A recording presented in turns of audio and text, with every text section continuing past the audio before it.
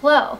I've been thinking about this video for a while and I was really busy the past couple of weeks. I went to Disneyland, which was awesome. My mom and I won a VIP day and it was just insane and amazing and magical. So I'm going back on July 17th, aka the 60th anniversary of Disneyland. It's gonna be great. Maybe I'll see you there. Okay, so on a different note, I've seen a lot of videos from people that I follow recently that made me realize that there are things that I struggle with that a lot of other people struggle with too, and we don't talk about it enough. What this is for me is depression and anxiety. And so I know this is a heavy topic and I'm pretty used to making very light, not heavy topic videos, but this one's a little bit different. I think first and foremost it's important to realize that these things are different for everybody that experiences them. So my experiences with depression and anxiety, while they may have similar feelings and symptoms, it's not always the exact same experience. Growing up, I developed a kind of phobia of being unhealthy. I think this came from me being afraid that my life, as I had it planned out in my head, and you know, as I knew things were going to be socially, mentally, emotionally, all those things, would be ruined by something happening to me that I couldn't control. When I got to college, this turned into something that controlled my life in a way that I had never experienced before. And throughout middle school and high school, I'd always had this feeling in my chest. I never knew what it was, and it felt like a pain. And it's something that scared me and something that kept me out of school for sometimes 15 to 20 days every year. Not in a row, but like individually. And it was anxiety, and I didn't know what it was because nobody ever told me that this is a thing that people could experience, and it was a thing that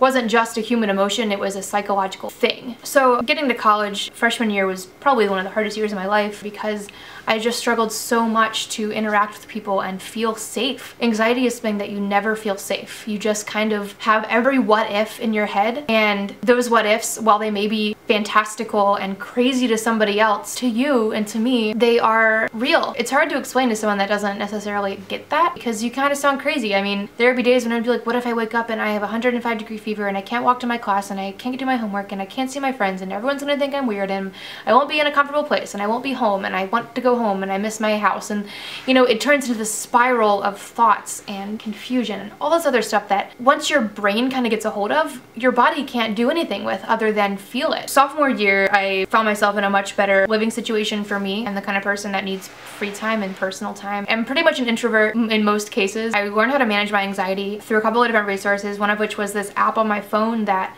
whenever I felt a panic attack coming on, I would pull it out and I would start doing it and it helped. There are other things. I got in touch with my faith more. I found things that for me could be good escapes. That's music, that's a cappella, that's Disney. Something interesting about anxiety that I didn't realize was a thing was revealed to me earlier this year when I started struggling with depression. So like I said, in my sophomore year, I managed my anxiety in a way that I hadn't before, and I was feeling a lot better, a lot healthier, and then all of a sudden I started not quite feeling like myself. I would just be in situations where I knew I was supposed to be happy and around people that always made me happy, and for some reason I couldn't, it wasn't that I couldn't be happy, it was that I couldn't be sad either. I wasn't finding value in things that I used to. For someone like me, that was so easy to deny. If you know me personally, and if you can see from my YouTube videos, I'm a very happy person and I kind of pride myself on that. I like making people happy more than anything, and for me, that's a good thing and a bad thing. Depression snuck up on me. More than anything, I think it makes it hard to be a creative. Being in LA, you are surrounded by creatives. I mean, everyone here, mostly everyone here, is trying to do the same thing. Staying inspired and staying present in your work is next to impossible. That's not to say that only creatives struggle with this, but I think a lot of people who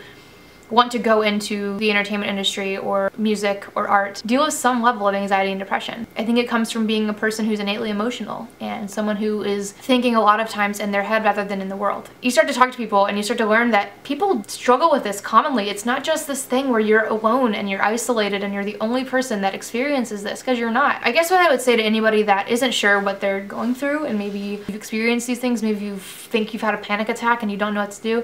I mean, like, panic attacks happen to everybody. You don't have to have an anxiety disorder to have a panic attack. That's a thing that nobody realizes. I think more than anything, what I've learned to accept and to value about this part of me and part of who I am, it gives me the option to exit or stay in the present. It gives me the tangible option to say I can either be in my head and I can feel these things that make me sad and down or make me scared and afraid to reach out and touch people, or I can say, all right, I know that's a worry that I have and I know that those are things that are controlling me, but this is my choice to be real. It's my belief that the reason why we have these downs is so that we can go up again. Although they may say that every day is a struggle, it's not. Everyone's mind copes with things differently.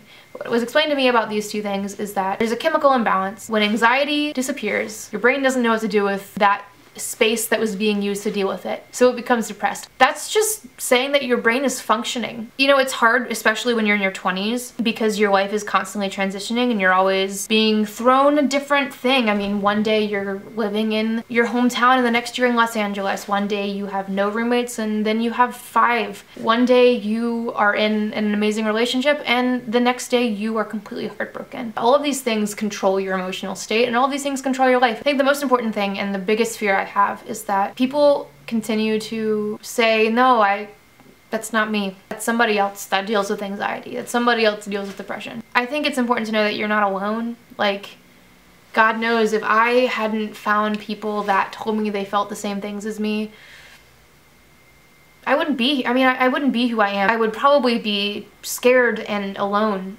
and afraid to reach out to people and afraid to realize that I have the capacity to touch people and change their lives. I mean, everyone has that ability and everybody's kind of meant for that in some way, whether it's on a big scale or small one. And what's so upsetting about anxiety and depression is that they're so crippling. If you're watching this, if you've never watched my videos before, hey, I'm Tyler, what's up? Just, you know, if you're struggling, like, these are common things and they're not impossible to deal with. I can tell you that I am 98% of the time happy and not having a panic attack and not feeling that sickness. Yeah, and I'm okay. I've never really shown an emotional side of myself other than doing like a weird video when I turned 20. Welcome to this side of me. A lot of YouTubers will tell you that when they stop making videos for a period of time, it's because they're experiencing these feelings. I think that's super true. It's also for me a matter of, can I feel like whatever my work is going to end up being, it's going to be good enough and it's going to be seen. Everyone has those fears and you can either run from them or learn from them. I don't know where I heard that, but it really stuck with me.